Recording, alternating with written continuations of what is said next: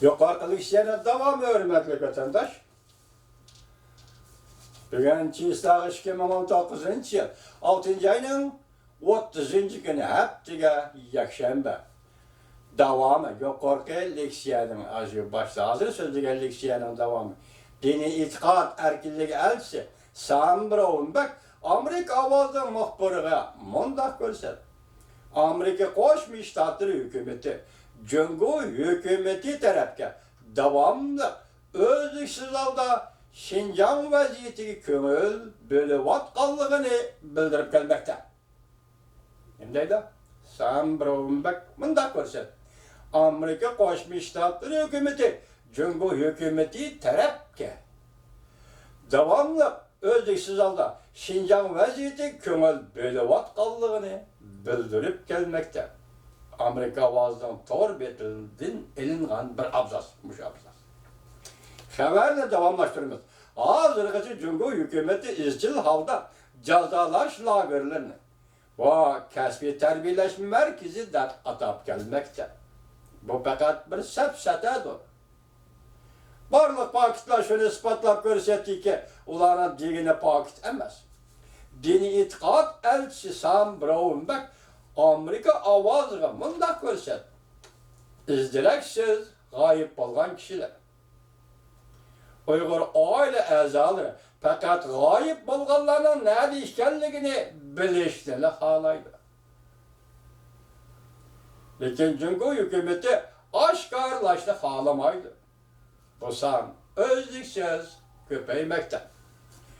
Cungo bilan muhokama davomlashyapti. Men tilga ilib o'tgandek, biz mush hafta oxiri Osakada Prezident Trump bilan Rais Xi Jinping ko'rishganda aktiv ilgirlashning bo'lishini umid qilamiz. Biz davomli kuzatamiz, dedi Amerika Qo'shma Shtatlari xalqaro diniy e'tiqod erkinligi elchisi Sam Brownback.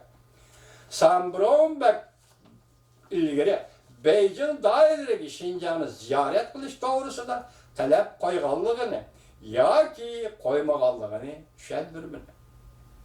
Lekin u mundaq dedi. Amerika Qo'shma Shtatlari hukumati Şinjan tarafdagi kishilik huquq ahvoliga izchil holda diqqat qilyapti.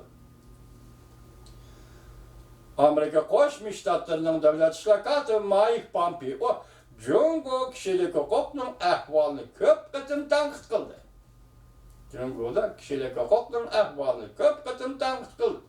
Davlat ishlar katibi Mike Pompeo o'tgan hafta davlat mahkamasida e'lon qilgan 2018-yillik xalqaro diniy e'tiqod erkinlik ahvoli to'g'risidagi dokladda nutq so'zlaganda bevosita Cungo hukumatiga qaratib diniy e'tiqod erkinlik o'chmanlik bilan qarab Kompartiyani ulug'lab Xudoga aylantirmoqchi bo'lyapti dedi.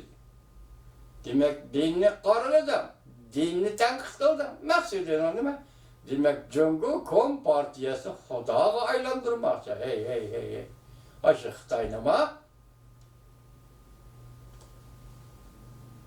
Amerika Qo'shma Shtatlarining davlat ishlar kotibi Mike Pompeo shundoq tanqid qildi. Oxirgi aşı Xitoy nima deganni men qo'shib qo'ydim kechirim.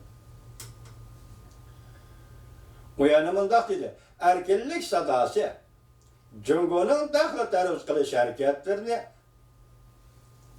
tarixga xotirlash kerak.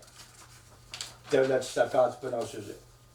Amerika Qo'shma Shtatlari diniy e'tiqod elchisi Sam Brownback haftaning birinchi kuni Amerika ovozi muxbirining maxsus ziyoratini qabul qilganda Cungo hukumatiga diniy e'tiqod erkinligiga ziyonkashlik qilishni to'xtatishni murojaat qilib, hamda Amerika hozir munosib embargo qilish tadbirlarini o'ylashyapti dedi.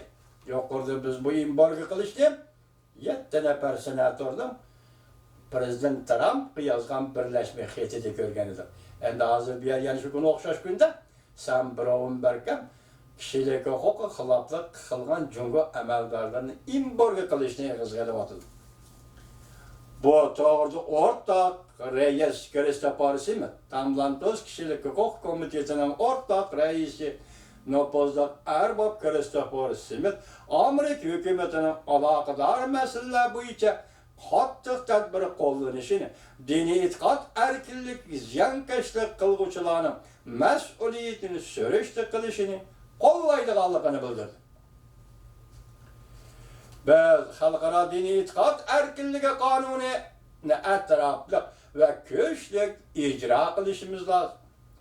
Shundaqla Jungo to'g'risida belgilangan embargo qilish tadbirlarini ham shundoq ijro qilishimiz lozim. Ziyonkashlik qilguvchilarning mas'uliyatini surishda qilishimiz lozim deb ko'rsatdi o'rtoq rais Kristofor Smith. Amerika ovoziga qiyin qistoqqa ilib chiqara qildirgan kishilar, turmush soqchilari va qo'lga ilish buyrug'i tushirgan kishilar, siyosat amaldorlar qatorliqlarning ismlari qo'mondonlik qilguvchilardan tortib yuqori qatlamgacha so'rashda qilinishi kerak. Demak, Uyg'uristonda Uyg'urlarning nazarband qilingan diniy e'tiqodni chektirgan Xitoy amaldorlarini tuvandan tortib yuqorigacha uning mas'uliyati so'rashda qilinishi kerak. Biz haqiqatan va astoydil Jungoning mas'uliyatini so'rashda qilishimiz lozim. Haqiqatan va astoydil Jungoning mas'uliyatini so'rashda qilishimiz lozim. Bu ahvol balki Xinjiangda kishilik huquq davomli o'zliksiz yomonlashmoqda. Rais Xi Jinpingning diniy e'tiqodni xitoychilashtirish, ya'ni jungochilashtirishi intayin eg'ir yovvoyilikdir. Men o'tgan dedim mi vatandoshlarga, muz davri, tash qo'ral davri. O davrda insonlar bo'lmasinmi, lekin shu davrdagi madaniyat qanday qaloq bo'lgan bo'lsa, hozir jungo shundoq bir qaloq madaniyat bilan Uyg'ur madaniyati hujum qilyapti. Uning ikki nuqtasi biri diniy e'tiqodi hujum qilyapti. Ikkinchi nuqtasi ideologiya. Uyg'ur adablari ziyolilarning qo'lidagi ideologik formulalar hujum qilyapti. Adabiyot hujum qilyapti. Shuning uchun men bunday hisoblayman. Biz texmi ciddi bildirishimiz kerakki, bularning hammasi biz ularga taqobil turadigan usullardir deb ko'rsatdi o'rtoq rais Kristofor Smith.